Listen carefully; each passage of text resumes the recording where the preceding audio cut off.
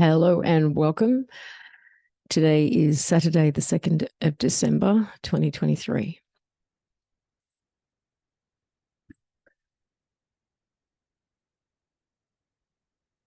It's one thing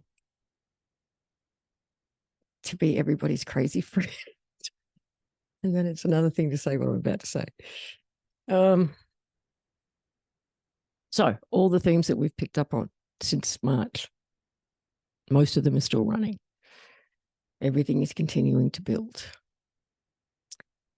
And as I said in my email to you guys, I have not worked this hard energetically since 2017. And that was with a large group of people. That was with the LMH members. But this has primarily been on my own.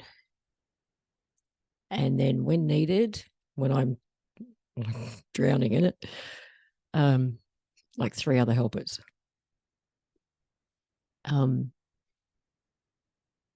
It's been phenomenal.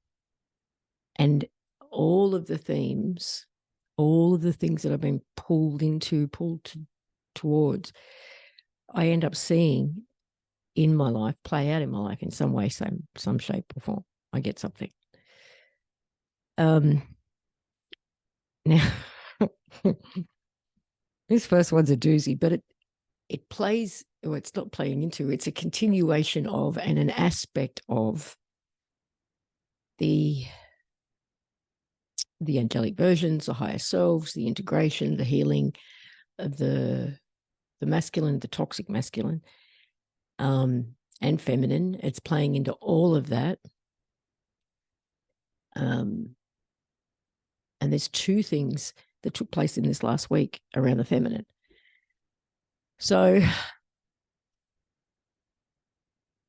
I get pulled, as I've talked to you about, I get pulled to get up and move with the energy, move it. I call it my energetic dancing. It's not really dancing because I look like a dickhead, but it's just a way to get it flowing. And once I get it flowing, the information, the downloads, the visuals, it all starts to kick in. So last Saturday, after the last call, it happened again. And I never really know what I'm doing until I get going. And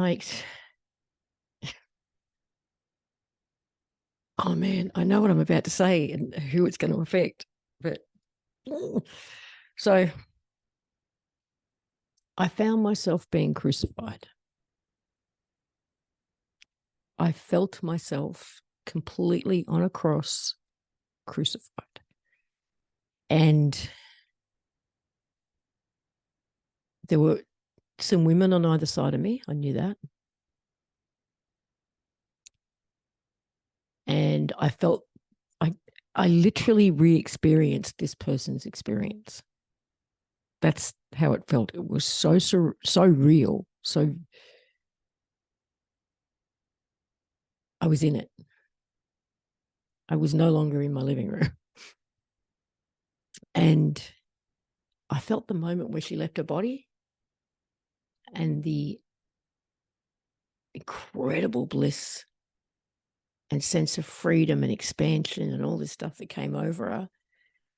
And then while as she was sort of rising up and kind of still had her feet maybe in the head, I then felt the pain, the I'm sorry. It was like she was looking down on the world and she knew what this represented. And she was sorry for all the feminine that were from there on. There was this, now it felt like an absolute knowing. Now I get that there is absolutely nothing I can say to back this up. Right? I'm not a religious person. I don't do the Bible. I don't know if there's anything in the historical or biblical record that might even hint at something like this, right? So this is just me having an experience. But the information that came in with it was this was a reset. This was the removal of or undermining of the feminine, the true, authentic feminine, and the installation of the toxic masculine. And for some reason, it was that woman in particular that represented that, even though there were other women on either side of her. It was because she went and she knew it. And it came in as, this is the true crucifixion story. The one you've been told is a distortion. And I was like, oh, fuck. Like, that can't be true, surely. Now, metaphor, maybe, felt too damn real for that. I can only tell you what I experienced and the information that came in with it. And it also didn't feel that long ago. Like, I know our history says it happened around 2,000 years ago or whatever, but you've heard about this.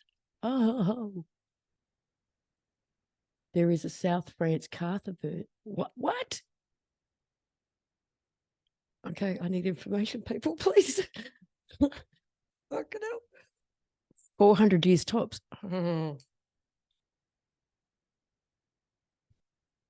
Okay. So I'm just going to leave that there because that happened. I don't know what to do with it. Maybe you guys can add something later, please. And also talked about over the years how everything positive and negative always seems to stay neck and neck and neck and neck. And on the one hand, there is all this incredible stuff happening, which we'll get to, but there's also a lot of distortions. That I've had these really weird distorted dreams, and I know plenty of other people have too, and offers to contract in your dreams, like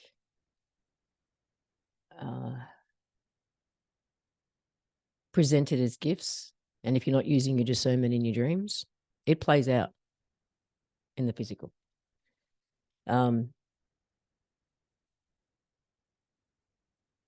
There's then on Thursday, just a couple of days ago, again, got pulled to dance.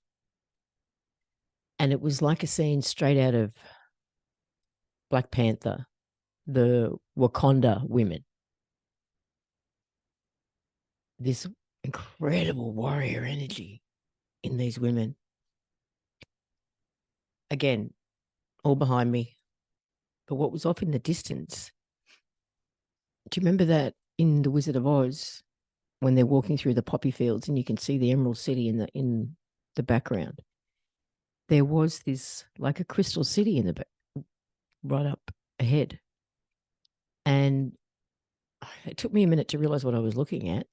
And then these women were starting to march, slashing a path to that place.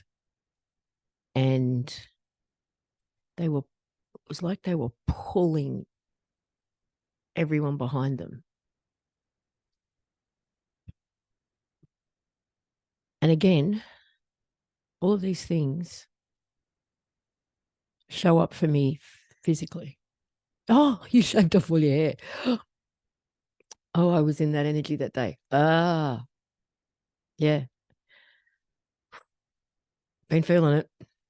But this is all about, I mean, overall, I think what's essentially happening is we're all pulling in the higher aspects of ourselves, the authentic aspects of ourselves.